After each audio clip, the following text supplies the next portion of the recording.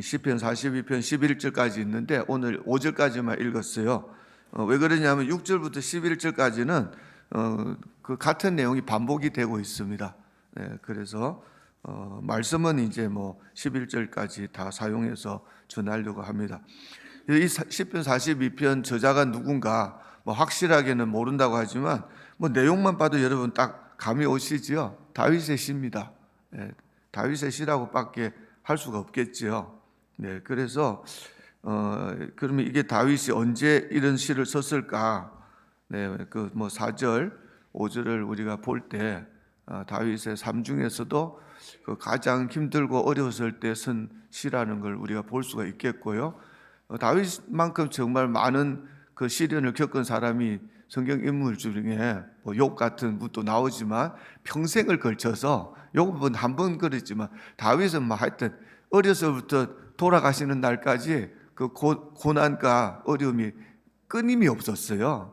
정말 하나님이 가장 사랑하는 다윗인데도 불구하고 그런 고난이 많았다는 걸 알 수 있는데 그 많은 고난 중에서도 가장 큰 고난이라고 말할 수 있는 게 바로 그 아들 압살롬에게 그 생명의 위협을 받으면서 도망갔던 그 사건입니다. 우리는 상상이 안 가요. 그렇게 되면 마음이 어떨지. 여러분들 만약에 여러분 아들이 어느 날 찾아와서 죽이겠다. 그러면서 돈 다 내놔라. 그러면 여러분 마음이 어떨 것 같습니까? 다윗은 그 일을 겪은 거지요. 참, 그런 와중에서도 아들을까 사울 생각 안 하고 끝까지 도망을 맨발로 도망을 가면서도 그리고 나중에 또 이제 압살롬을 갖다가 전쟁을 하게 될 때도 그 군사들에게 부탁까지 하고 그러지 않습니까? 압살롬 좀 이렇게 좀 가엾게 보고 죽이지는 말라. 그리고 압살롬 죽었을 때 그렇게 안타까운 그 아버지의 마음을 이제 우리가 그래 볼 수 있는데 하여튼 그때 이 시를 이렇게 쓴 겁니다. 그래서 인생에 가장 어려움이 오고 참 우리가 그때 정말 낙심할 수밖에 없는 그런 상황에서 우리가 소망을 가질 수 있는 이유가 뭘까? 이제 오늘 저는 이제 그거를 말씀드리고 싶은 거죠. 근데 여기 보니까 첫째 이 환경을 우리가 볼 수 있는데 환경의 소리라고 얘기할 수도 있지요. 이게 환경적으로 지금 어떤 상황인가? 1절 말씀에 뭐라고 되어 있습니까? 하나님이여 사슴이 시냇물을 찾기에 갈급한 같이 내 영혼이 주를 찾기에 갈급하나이다. 사슴이 목이 말랐다는 거지요. 얼마나 목마른 사슴이 시냇물을 찾는 게 그게 얼마나 갈급할까요? 예, 그런 것처럼 내 영혼이 주를 찾기에 갈급하다. 잘 우리 한번 생각해 보셔야 됩니다. 그리고 2절은 또 내 영혼이 하나님 곧 살아계신 하나님을 갈망하나니.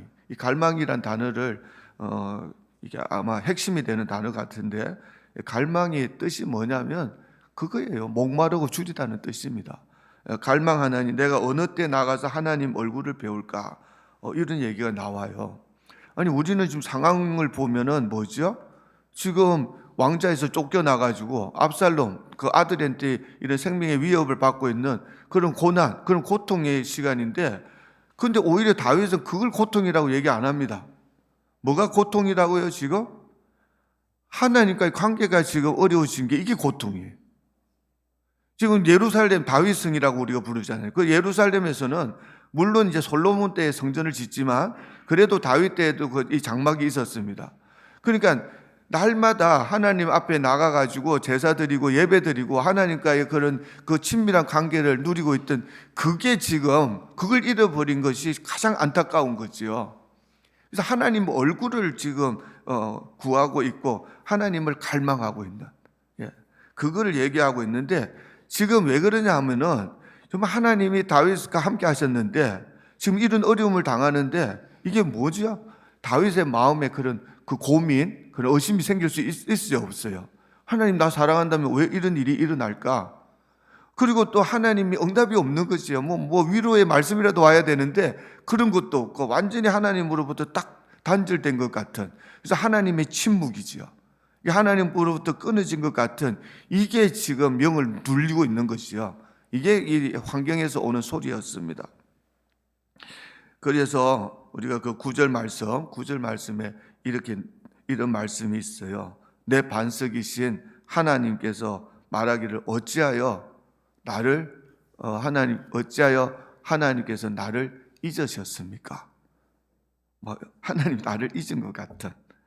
그래서 원수의 압제로 말미암아 슬프게 다니게 그냥 내버려 두셨습니까? 하는 이제 그런 거죠. 이렇게 어려운 상황에서 들려온 사람들의 소리, 그 대적들의 소리, 그거는 위로하고 뭐 이렇게 용기를 주고 뭐 그런 소리가 아니었습니다. 종일 뭐라고 한다고요? 종일. 3절 말씀이죠. 사람들이 종일은 이가 뭐 계속적인 걸 얘기합니다. 사람들은 날이면 날마다, 우리 개역 개정에는 종일로 나와 있는데 날이면 날마다 종일 나를 보고 뭐라 한다고요? 너의 하나님이 어디 있느냐? 너의 하나님이 어디 있느냐는 말이 이 칭찬입니까? 위로입니까? 비난이에요, 비난. 너 그렇게 하나님 섬기고 하나님 사랑한다 했는데 그 하나님 어디 있느냐? 그 하나님 어디 있는데 너를 이렇게 내버려 두느냐? 이거 비난하고 비방하고 깔보는 거죠. 저는 이거 볼 때마다 친구 생각나요. 친구 영화 여러분 아시죠? 친구 영화에 그 명대사가 많이 나오는데 그 중에 하나가 바로 이게 학교 선생이 이제 그 애들 볼따구 잡고 뺨을 막 때려요. 근데 그게 뭐냐니까 이제 시험을 봤는데 점수 나쁜 애들, 공부 못하는 애들 이제 나와라 그래가지고 이제 한 놈씩 이제 그 때리는 거죠. 근데 그 질문이 뭐였습니까? 그치? 너가 아버지 뭐 하시노? 이게 질문이었어요. 너 아버지 어디 있냐? 이게 지금 근데 그냥 제일 첫 번째 애를 갖다가 너가 아버지 뭐 하시노? 이러니까 직장 다닙니다. 그래요.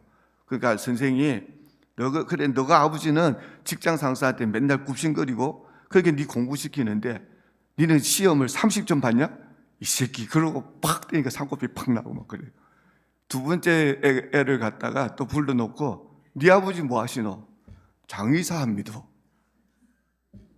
그래 죽은 사람 염해갖고 네 공부시키는데 네 공부를 이꼬라지로 하나? 어이 팍! 또 팍 터졌어요. 세 번째 애가 나왔어요. 네 아버지 뭐 하시노? 말해라. 그러니까 아버지 뭐 하시노? 하니까 건달입니다. 그러면 아버지가 건달이면 불쌍한 거야? 안 불쌍 안 한 거예요? 직장 다니고 장의사 하는 아버지 둔 애보다는 진짜 불쌍한 거잖아요. 그래서 공부하려고 학교 왔는데 우리 아버지 건달입니다. 그러니까는 나는 영화를 볼 때요. 아, 얘는 불쌍하게 볼 줄 알아서 선생이. 근데 그게 아니에요. 선생이 더 화를 내요. 좋겠다, 너가 아버지 건달이라서. 그러면서 막 밟아버려. 세상은 동정심이 없습니다. 약한 자를 더 괴롭혀요. 여러분이 진짜 지금 정말 어려운 상황 들어가면요. 주변의 사람들이 여러분을 다 찾아와서 막 이렇게 위로해주고 도와줄 것 같습니까? 아니면은 도와주는 척하고 위로하는 척하지만 조금만 지나면 그 다음부터 무시하고 그리고 벌써 관심도 안 갖고 그럴 것 같습니까? 여러분들은 그런 거 안 겪어봐서 잘 모르죠? 저는 어릴 때 겪어봤어요. 사춘기 때. 잘 나갈 때 친구 많았는데 내가 좀 이렇게 정신적으로 우울증 오고 좀 힘들어지고 좀 이렇게 성격이 좀 난폭해지고 막 이렇게 되니까요. 그렇게 믿었던 친구 한 놈도 안 남고 다 떠나더라고. 내가 막 돈이 좀 있어서 막 밥 사주고 할 때는 그렇게 따르던 애들이 또 내가 또 돈 또 못 쓰고 이렇게 되니까 또 싹 다 떠나고. 이 세상은 그런 겁니다. 그런데 지금 다윗이 이 어려움을 당할 때 그 사무엘하 16장 보면 그 상황이 나와요. 아니 지금 진짜 맨발로 지금 쫓겨가고 있는데 그 딱 여기 그 작은 뇌물을 사이에 두고 그 건너편에서 시므이라는 사람이 이게 이제 사울의 이 친족들인데 이 시므이라는 사람이 막 쫓아오면서 이제 기회는 요때라는 거죠. 다윗이 성성장구하고 사울을 이기고 막 그랬는데 이제는 이제 아들한테 이게 도망가는 이런 불쌍한 상황에서 그때 쫓아오면서 저주하고 막 욕설하고 돌멩이 던지고 막 그래요. 근데 아무리 다윗이 지금 쫓겨가는 신세라도 옆에 장군들이 있어요, 없어요? 요압을 비롯해서 엄청난 장군들이 다 있는데도 불구하고 시므이가 돌멩이 떠니까 그 중에 재빠른 그 스루야의 아들 아비새가 그 다윗한테 오히려 자기가 화가 나서 막 그래요. 저 죽은 개가 어떻게 내 왕을 저주합니까? 청하건대 내가 건너가서 저 머리를 갖다가 그냥 확 잘라버리게 해달라 막 그래요. 그때 다윗의 마음이 또 나옵니다.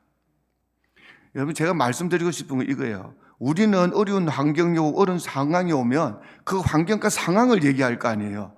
다윗은 10편 42편 전체에서 자기 상황을 얘기 안 해요. 하나님과 자기의 관계만 얘기합니다. 그렇듯이 그때도 다윗은 뭐라고 하느냐, 원수 갖고 뭐 화나고 이게 문제가 아니라 그 어려움을 오히려 하나님으로부터 불쌍히 여김을 받는 기회로 만들려고 해요. 다윗의 머리에는 하나님밖에 없는 것 같아요. 사실 저는 그게 제일 부러운 겁니다. 그래서 다윗이 놔둬라. 아니 내 새끼도 나를 이렇게 배반해서 죽이려고 하는데 하물며 저 원수된 시므이가 나를 욕하는 게 그게 뭐가 문제냐. 저거는 하나님의 명령이다. 나를 낮추시려는 하나님의 명령이니까 내버려두라. 혹시 내가 이렇게 무시당하는 꼴을 보고 하나님이 혹시 나를 불쌍히 여겨주셔서 내게 선으로 갚아주실지 네가 어떻게 하냐 그렇게 얘기를 해요. 그래서 자기가 그렇게 어려움 당하는 것을 오히려 그걸 기회로 하나님 나 좀 불쌍히 여겨달라 이런 마음을 가지고 그렇게 얘기하는 거 우리가 볼 수 있습니다. 저는 예수님에 대해서 생각하면 너무 우리랑 다르다는 거죠. 내가 왜 예수를 사랑할 수밖에 없고 예수님께만 내 소망을 둘 수밖에 없는가. 예수님은 만왕의 왕이시고 만유의 주가 되시고 예수는 온 우주와 만물의 주인이시요 창조주이십니다. 그 예수님이 인간의 몸을 입고 우리를 구원하시기 위해 이 땅에 오셔서 이제 그 사역을 하셨는데 예수님이 친구를 삼았었던 자, 예수님이 관심을 가졌던 자들이 다 누구들입니까? 예수님이 누구에게 복음을 전하셨죠? 당시에 이렇게 인기 있고 잘 나가는 그런 부유한 사람들, 그리고 또 교육 많이 받은 사람들, 뭐 세상적으로 성공한 사람들, 그런 사람들이 아니었어요. 예수님은 자기를 뭐라고 얘기했습니까? 의사로 표현합니다. 그래서 의사는 누구에게 필요하다? 건강한 자에게 필요한 게 아니라 병든 자에게 필요하다. 나는 죄인을 구원하러 이 땅에 왔다고 얘기합니다. 의인을 위해서 온 것이 아니라 죄인을 위해서 왔다. 그래서 예수님께서 친구 삼으신 자들이 다 누구죠? 세상에서 소외된 자들, 그들을 친구로 삼으시고 가난한 자들을 불쌍히 여기시고 병든 자들을 고쳐주시고, 그리고 또 태어날 때부터 그게 뭐 이렇게 눈이 멀었다든지 또 이렇게 안전뱅이라든지 기머거리라든지 이렇게 참 그 당시에는 그런 분들이 얼마나 소외되고 어려움이 있었겠습니까? 예수님께서는 그들을 그냥 지나치지 않고 다 치료해 주신 거 우리가 볼 수 있어요. 저는 제 인생에서 가장 힘들었던 때가 20대였어요. 20대. 그래서 뭐 하여튼 뭐 그렇잖아요. 그 젊을 때 무슨 바른 생각을 못 하니까 하여튼 그래가지고 내가 인생을 그만두려고 이제 나는 이제 완전 끝장났다. 그래서 하여튼 그때가 29살 때인데 인생의 모든 소망 다 사라지고 희망도 없어지고 정말 그 진짜 딱 세상에서 나를 끝까지 사랑해 주신 분은 부모님 두 분밖에 없고 모든 세상 사람들이 다 나를 갖다가 욕하는 것 같고 아무도 나를 갖다 돌보지 않는 것 같은 하여튼 그런 절대적인 그런 외로움과 이런 그런 낙심 속에서 인생을 포기하려고 했을 때 누가 나를 만나 주셨죠? 우리 주님이세요. 주님 그런 분이십니다. 세상 사람들이 다 포기하는 사람을 주님은 끝까지 포기하지 않으세요. 그래서 그런 거를 지금 다윗은 경험하고 하는 얘기입니다. 그리고 여러분 세 번째 우리가 보니까 이 오늘 본문에 나오는 걸 보면 이제 이 사람의 마음 있잖아요. 우리 마음의 소리가 있어요. 이걸 듣지 말라는 교훈이 있습니다. 사람들은 자기 마음에서 나오는 소리를 갖다가 너무 거기다 가치를 두기도 하고 어떤 사람들은 기도하다가 마음에 생각이 떠오르면 그게 하나님 말씀이래요. 지 생각에서 나온 걸 갖고 하나님 뜻이라고 그렇게 주장하는 사람들이 엄청 많습니다. 저도 그래서 실수를 많이 해봤어요. 근데 여러분, 우리가 한 가지 알아야 될 게 있습니다. 우리 마음이 어떤 것인지를 알아야 돼요. 저 사람 마음이 좋다. 그럼 우리끼리 비교해서 하는 얘기지요. 좋은 마음은 없습니다. 마음은 육입니다. 육은 악한 거예요. 타락한 겁니다. 제 말이 아니에요. 예레미야 17장 9절에 뭐라 했습니까? 만물보다 거짓되고 심히 부패한 것은 마음이라. 여러분, 부패했다는 말을 갖다 세번역에서는 아예 그대로 썼어요. 만물보다 더 거짓되고 아주 썩은 것은 사람의 마음이다. 부패했다, 썩었다, 그 얘기죠. 생선 썩은 거 여러분 먹어보셨습니까? 먹는 게 문제가 아니라 냄새도 못 맡아요. 근데 그 생선보다 더 썩고 더 부패한 것이 무엇이다? 마음이라 그랬어요. 그래서 바울 사도는 뭐라고 했습니까? 로마서 7장 18절, 내 속, 마음이죠. 곧 내 육신에 선한 것이 거하지 아니한 줄을 안다. 내 마음에 선한 것이 없다는 것을 얘기해요. 원하면 내게 있으나 선을 행하는 것은 없다고 얘기합니다. 그러니까 내 마음에서 나오는 생각 절대 선한 것이 아닙니다. 마음의 소리를 들으면 안 돼요. 그런데 지금 이때 다윗의 마음에서 어떤 소리가 들렸느냐? 9절에 나와 있어요. 내 반석이신 하나님께 말하기를, 누가? 자기 마음에서 이런 생각이 떠올랐다는 겁니다. 하나님 어찌하여 나를 잊으셨나이까? 우리는 그 고난이 오고 고통이 오고 그게 조금 길어지면요, 하나님이 나를 미워하시는 것 같고 하나님 나를 잊어버리신, 하나님 나를 떠나신 것 같고 이렇잖아요. 다윗도 그랬습니다. 마음은 그래. 어찌하여 나를 잊으셨나이까? 내가 어찌하여 원수의 압제로 말미암아 슬프게 다니게 내버려 두셨습니까? 이게 뭐죠? 이게 마음의 생각이에요. 근데 이 마음의 생각이 우리가 계속 집중하고 속다 보면 어떻게 됩니까? 진짜 인생을 포기하는 데까지 이르게 됩니다. 정말 나는 가치 없는 인생 같고 나 때문에 모든 내 주변의 사람이 괴롭힘을 당하는 것 같아서 나만 없으면 세상이 편할 것 같은, 이게 다 뭐지요? 이게 마귀가 주는 생각이요, 우리 마음에서 나오는 거예요.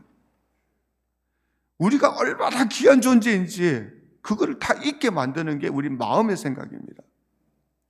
그래서 어떻게 해야 되느냐? 다윗은 그때 뭘 하느냐? 정신을 차려요. 기억을 합니다. 내가 기억하고. 4절 말씀이죠. 내가 전에 성의를 지키는 무리와 동행하여, 지금은 쫓겨나가는 이런 상황이고 광야에서 정말 집도 없이 그냥 이렇게 자야 되는 이런 진짜 돌멩이 베고 자야 되는 신세지만, 근데 원래는 내가 어떤 사람이었는지 기억을 합니다. 내가 전에 성의를 이게 지금 세 번역으로 읽어야 되겠네요. 기쁜 감사의 노래 소리와 축제의 함성과 함께 내가 무리들을 어디로? 하나님의 집으로 인도하면서 그 장막으로 들어가곤 했던 일들을 지금 내가 기억한다. 근데 마음은 상했다는 얘기예요. 내 마음이 미어진다. 마음은 상하는데 기억은 새로운 거죠. 그걸 기억하는 겁니다. 그리고 6절에도 같은 얘기가 나와요. 내 하나님이여 내 영혼이 내 속에서 낙심이 되므로 내가 요단 땅과 헤르몬과 미살산에서 주를 기억하나이다. 그렇게 도망 다니면서도 주님을 기억하는 거죠. 그래서 어떻게 하느냐? 하나님을 기억하고, 물론 지금 환경도 다르고 그 장소도 뭐 성막도 아니고 성전도 아니지만 거기에서도 이제는 뭘 하는가? 8절 말씀이 나옵니다. 낮에는 여호와께서 그의 인자심을 베푸시고 밤에는 그의 찬송이 내게 있어 생명의 하나님께 기도하리로다. 생명의 하나님, 소망의 하나님 기억해야 돼요. 저와 여러분이 인생에 고난이 또 언제 올지 몰라요. 근데 그날 뭐 하라? 마음은 무너질 겁니다. 마음은 상할 거예요. 근데 마음의 소리를 듣고 있으면 우리는 정말 낙심하게 돼요. 그때 기억해야 돼요. 내가 하나님을 만난 곳을 기억해야 돼요. 어디서 만났습니까? 십자가에서 만난 거예요. 오직 십자가에서만 사람은 하나님을 만날 수 있습니다. 우리 주 예수 그리스도의 그 십자가의 죽으심으로 인한 용서가 없었으면 아무도 구원받을 수 없어요. 그래서 그 십자가를 기억해야 돼요. 저는 모태신앙이에요. 그렇지만 나는 내 인생에 고난이 오고 어려움이 오고 낙심이 될 때마다 내가 기억하는 장소는 29살 때 뉴저지 어떤 기도원에서 밤중에 하나님 만났던 그날이 기억나는 거예요. 사실 그날이 제가 그거 한 날입니다. 회심한 날이에요. 그 날을 늘 기억합니다. 여러분들도 하나님 만난 곳이 있잖아요. 그거 기억하셔야 돼요.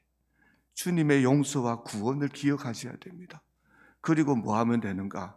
5절 이제 핵심이죠. 자기 자신한테 설교하는 다윗을 볼 수 있어요. 여러분, 설교는 이 설교자들이 하는 건 줄 알아요. 그래서 여러분들은 주일에 한번 오늘 같은 날 이렇게 나와서 제가 설교하면 설교를 듣지 않습니까?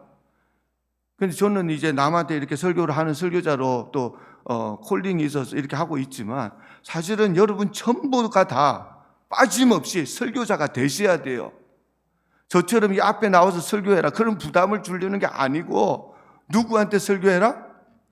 여러분 자신에게 설교할 줄 알아야 됩니다. 다른 사람에게 설교하면 다른 사람 여러분 피할 겁니다 아마. 그러니까 설교하지 마시고 자신에게 설교해야 돼요. 그래서 다윗이 자기에게 뭘 설교했습니까? 5절과 11절의 말씀이 두 번 반복돼요. 두 번 반복되는 건 강조한다는 얘기입니다. 그래서 5절 말씀 여러분 한번 보십시오. 뭐라고 설교했는가? 내 영혼아. 누구한테 하는 말이죠? 다윗이 자기 영혼에게 하는 말이에요. 내 영혼아, 너가 어찌하여 낙심하며 어찌하여 내 속에서 불안해하는가? 너 왜 이러고 있냐 이거지요. 하나님 살아계신데 그 하나님도 사랑하시는데 하나님 계획을 갖고 계신데 하나님도 포기하지 않았는데 너 뭐 때문에 이렇게 불안해하고 이렇게 낙심하고 있느냐? 너는 뭐하라? 하나님을 기다려라. 개역 개정에는 하나님께 소망을 두라. 그러니까 이게 원어가요. 히브리어로 보면 기다려라, 소망을 가져라, 기대하라. 이 세 가지로 보통 그 의미를 볼 수 있는 거예요. 뭐하라? 소망을 가져라, 기다려라, 기대하라. 하나님께 소망을 두라는 거지요. 그리고 뭐 어떻게 된다? 너는 하나님을 기다리라. 이제 내가 나의 구원자, 나의 하나님을 또다시 찬양하련다.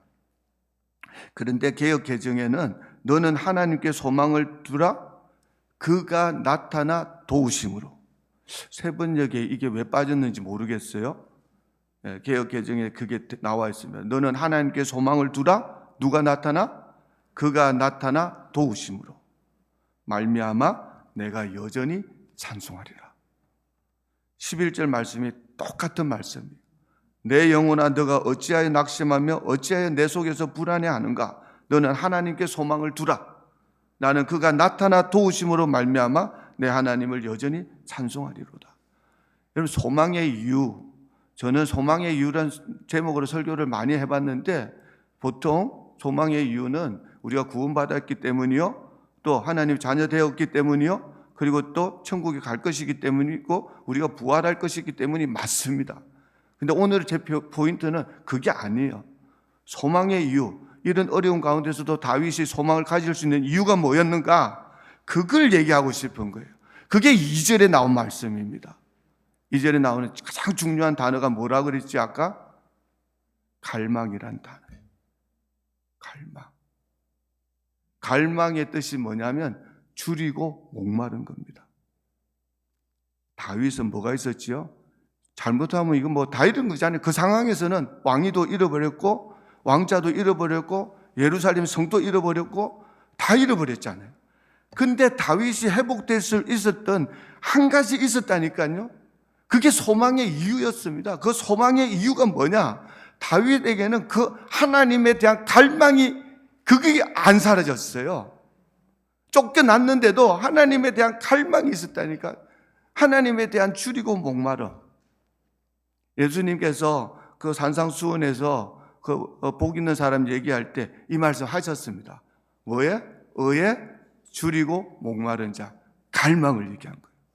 저는 복이 있나니 저들이 배부를 것이다. 만족함을 얻는다는 것을 얘기하셨어요. 여러분의 삶에 어려움이 왔잖아요. 어려움 자체 때문에 고민하고 갈등하면 답이 안 나옵니다. 절망하게 돼요. 그때 그걸 이용해서 깨닫고 우리는 회개하고 뉘우치고 회복해야 될 게 있습니다. 뭐지요?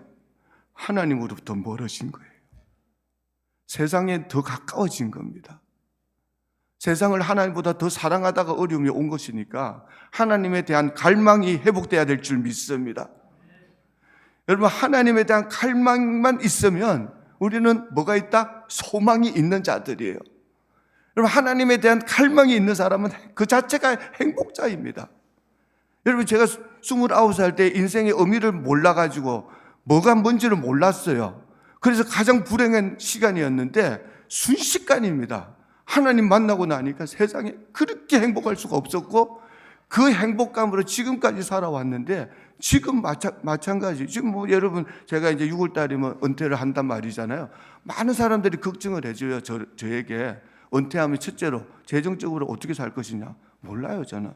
펜션도 없고 소셜시큐리티 받을 것도 없고, 내가 지금 얼마 전에 알아봤는데 300 몇십 불 준대요. 아무것도 없어. 그 다음에 또 사람들이 또 걱정해 주는 게, 그래도 이렇게 담임 목회를 하고 있으니까 인정을 받는데, 이제 그나마 이제 그것도 안 하면은 누가 나를 알아줄 것인가, 뭐 이런 걱정도 하고, 그 외에도 5만 가지 걱정이 다 있을 수 있죠. 그게 걱정은 걱정이에요. 근데 사실은 제 걱정은 딴 데 있습니다. 저는 그래도 이 목회를 하면서 매주일 설교를 해야 되잖아요. 설교하려면 뭐 봐야 돼요? 성경 봐야 되죠. 성경만 봐서 됩니까? 기도해야 되죠. 억지로라도 설교하기 위해서라도 말씀 보고 기도하면서 이렇게 지금 거의 몇 년이죠? 지금 30살부터 시작했으면 35년, 35년을 이렇게 살아왔는데 갑자기 목회를 그만두서 설교할 일이 없게 되면 성경도 안 보고 기도도 안 하고 이러다가 뭐가 없어질까 봐? 하나님에 대한 줄이고 목마름이 없어질까 봐. 그게 가장 두려운 거예요. 돈 없어도 살 수 있고 명예 없어도 괜찮아요. 어차피 그런 게 헛되다는 거는 내가 29살 때 이미 눈치챘어요. 그걸로 행복을 누릴 수 없다는 거 이미 그때 눈치챘습니다. 그리고 다시 세상으로 돌아가고 싶은 마음이 요만큼도 없어요. 나는 근데 이게 전화위복이 될 수도 있다고 믿습니다. 하나님에 대한 갈망이 있으면 소망이 있는 자요. 어쩌면 이렇게 너무 목회를 오래 하면서 너무 좋은 환경에서 이렇게 믿음 좋은 여러분들의 사랑과 보호를 받으면서 제가 너무 이렇게 나태해졌는지도 몰라요. 어떻게 보면. 그래서 하나님께서 광야로 내보내실 수도 있고, 그럼 그 광야의 삶 속에서 다시 한번 그거 있잖아요. 그걸 뭐라 그래요? 야성이 다시 회복될 수도 있다고 저는 그런 기대가 있습니다. 젊을 때는 그런 기도했었어요. 정말 내가 좀 나태해지잖아요. 그럼 하나님 나를 때려서라도 징계하시고 막 환난을 주시고 고난을 주어서라도 내 믿음이 좀 뜨겁게 해주십시오. 감히 그때는 아무것도 몰라가지고 그런 정말 어리석은 기도까지 하는, 그렇지만 그런 야성이 있었다니까. 지금은 기도가 맨날 하는 기도가, 아침부터 하는 기도가 뭐죠? 오늘 하루도 아무 사고나 어려움이나 위험이 없게 해주시고 그냥 오늘 또 모든 성도님들 안전히 거하는, 그게 내 기도가 돼버렸어요. 내 삶을 위한 것도. 그것도 중요하지만 여러분, 우리 삶의 어려움 때문에 불행해지는 게 아닙니다. 하나님에 대한 갈망이 사라지면 그 사람은 이미 죽은 자예요. 그게 가장 불행한 자입니다.